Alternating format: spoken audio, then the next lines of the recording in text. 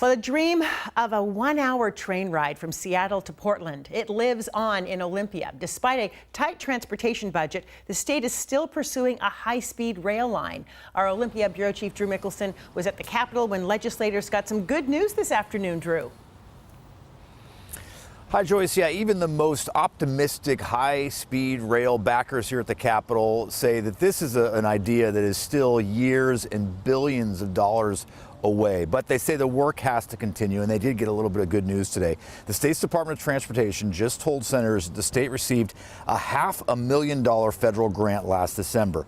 Next week, they'll be meeting with the feds, applying for another $250 million in grants. And that's really the only way the new rail lines needed to connect Portland to Vancouver, BC will be built. But that still is going to take some state dollars. And at a time when other transportation projects are being delayed because of rising costs, we asked the Senate Transportation Chair why high-speed rail should get those dollars. We have 3 million people coming to this region over the next generation. Our airport is close to capacity. I-5 is at capacity. We need to figure out a way to accommodate all the folks that are moving here. And rail is something we don't use, we underutilize in this state. We need to add it to the mix.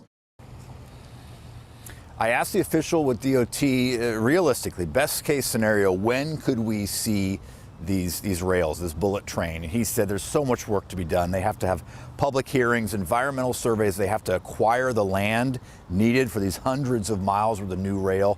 I said, are we talking about decades? He says, no, not really decades, but nothing in the next decade, likely. But still, folks here are dreaming and putting aside some money for it. Joyce?